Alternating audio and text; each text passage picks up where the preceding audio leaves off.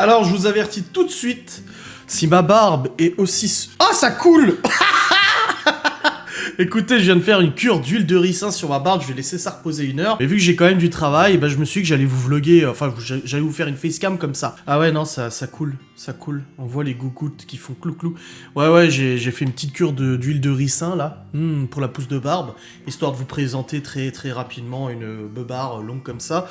C'est une petite facecam story time sur les problèmes de chauffage. Je sais pas si vous êtes au courant, mais depuis vendredi dernier, on se les caille. Alors, en fait, je vais faire une story time sur un peu tous les problèmes qui me sont arrivés au niveau chauffage, parce que ça m'a rappelé des souvenirs, toute cette affaire, ça m'a rappelé de merveilleux souvenirs.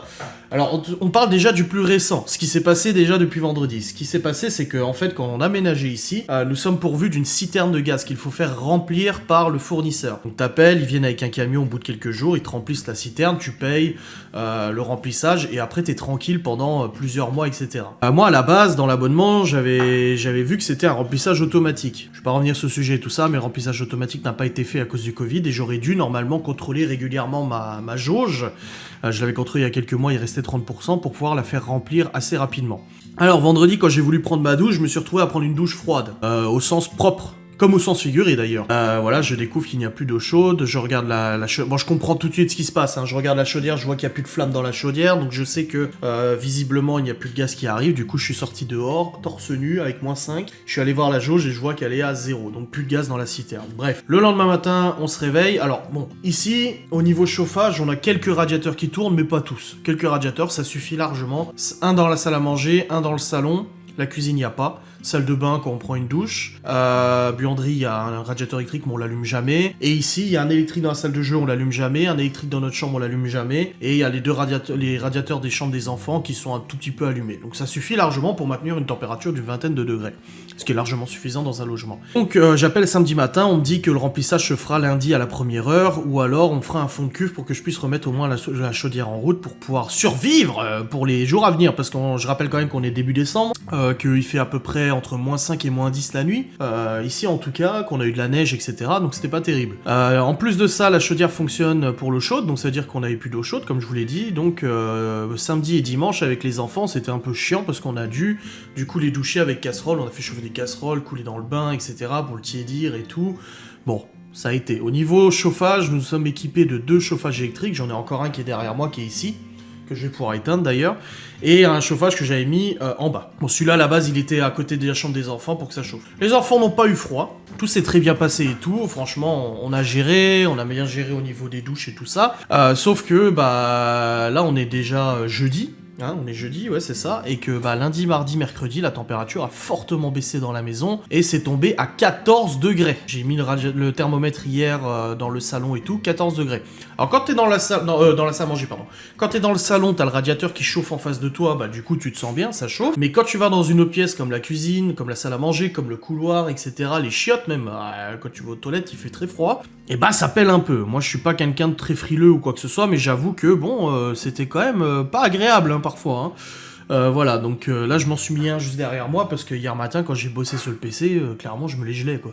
Qu'on se dise, j'avais froid. Bref, remplissage a été fait ce matin, c'est tout bon, on a de nouveau de l'eau chaude et du chauffage, c'est en train de remonter dans les conduites et tout ça, donc ça fait du bien. Mais ça m'a rappelé, je me suis dit, en fait j'ai relativisé, je me suis dit ça va, il y a pire, j'ai eu des témoignages d'abonnés qui ont vécu pire que ça, genre 1 mois sans chauffage, sans eau chaude, ou même 2 mois, 3 mois, un truc de ouf. Je me dis ça va, il y a pire. Parce que les gens m'ont dit ah ça va, tu le prends bien.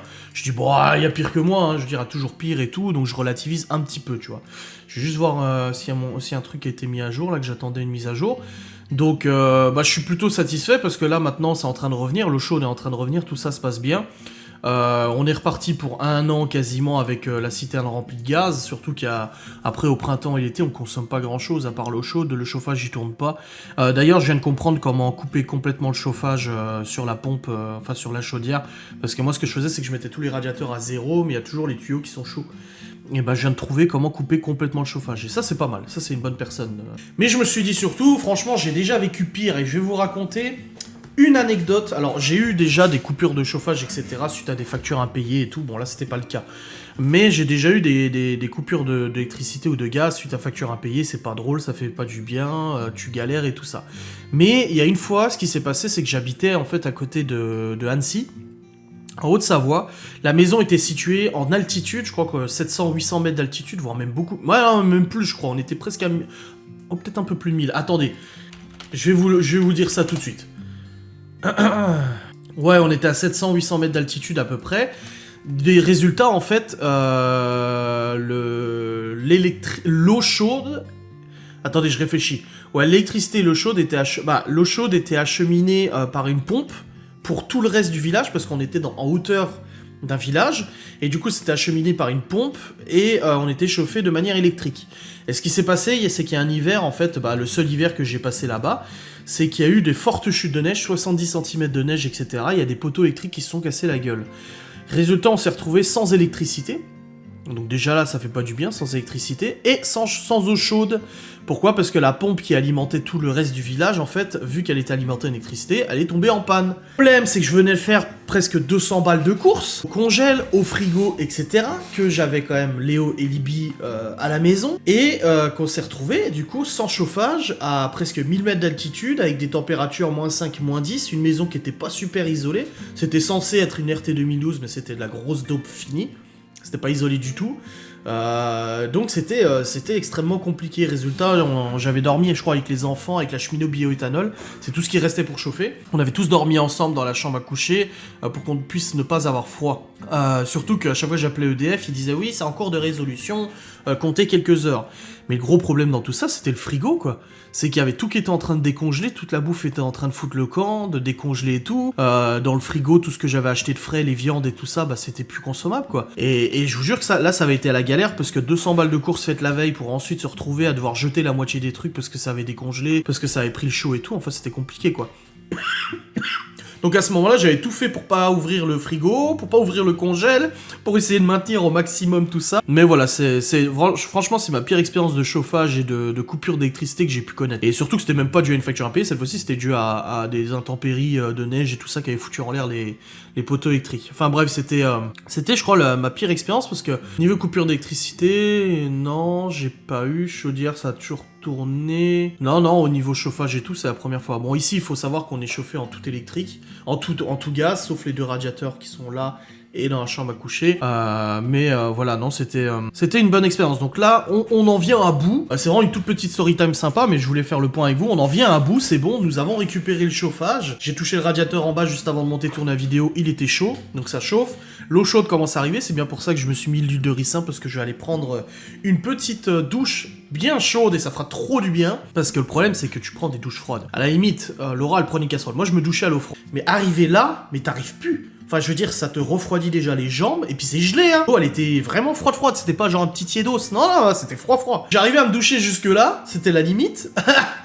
mais au-dessus, j'arrivais pas. Donc, tout ce qui est barbe, cheveux et tout, c'était très très compliqué. Je devais me pencher la tête et puis arroser un peu. Non, franchement, c'était pas agréable du tout.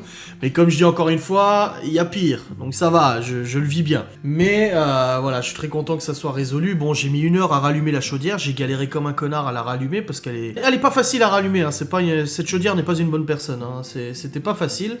Mais voilà, donc je voulais vous raconter comme ça cette histoire de chaudière, et puis ce qui m'a marqué le plus au niveau chauffage et d'électricité. Je pense que on se rend compte à quel point on est dépendant de l'électricité, on se rend compte à quel point on est dépendant du chauffage et tout. Il y en a qui vous diront oui, mais il y a des solutions alternatives, la cheminée, poêle à pellets, etc.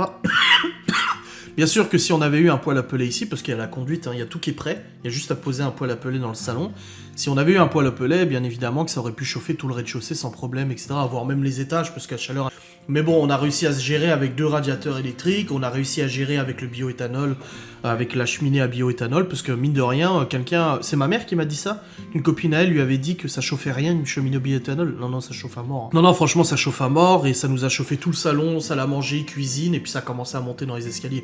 Bon, après, faut pas déconner. Et c'était quand même vachement efficace. Donc voilà, petite story time sur cette épopée de chauffage qui n'a pas été gérée.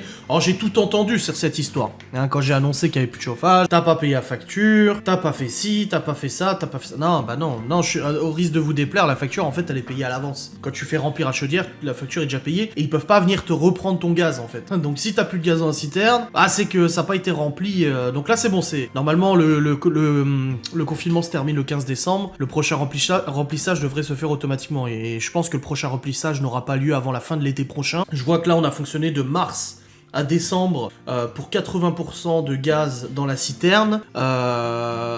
Donc ouais, je pense que d'ici peut-être d'ici mois de juin, juillet, je sais pas, on verra. De toute façon, dans tous les cas, j'ai réussi à trouver la vanne pour couper le chauffage. Et ça, c'est important parce que cet été, j'ai essayé de couper systématiquement, mais t'as toujours les tuyaux qui sont chauds en fait. Les radiateurs sont coupés, mais les tuyaux sont chauds. Donc ça veut dire que ça continue de chauffer, tu vois. Je pense qu'on aurait pu faire quelques économies de chauffage, à mon avis, si quelques économies de gaz, si j'avais trouvé cette vanne avant. Mais c'est bon, je l'ai trouvé, donc au moins je pourrais chanter correctement. Bref, je vous remercie d'avoir regardé cette mini story time, cette petite histoire de chauffage. Pour ceux qui ne suivent pas mes vlogs, au moins vous serez au courant de ce qui s'est passé. Et puis pour ceux qui suivent mes vlogs, bah vous aurez des informations supplémentaires avec cette petite histoire d'il y a quelques années. Voilà. Je vous ai fait une story time sur le permis de conduire l'autre jour. J'ai vu que vous aviez été très réceptifs là-dessus. Je pense que je vais vous faire régulièrement des petites story time sur des expériences que j'ai pu avoir dans le passé, même là récemment et tout ça, qui peuvent peut-être vous divertir et vous faire plaisir. Voilà. Bref, je vous remercie d'avoir regardé cette vidéo. J'espère qu'elle vous a plu et je vous dis à très vite.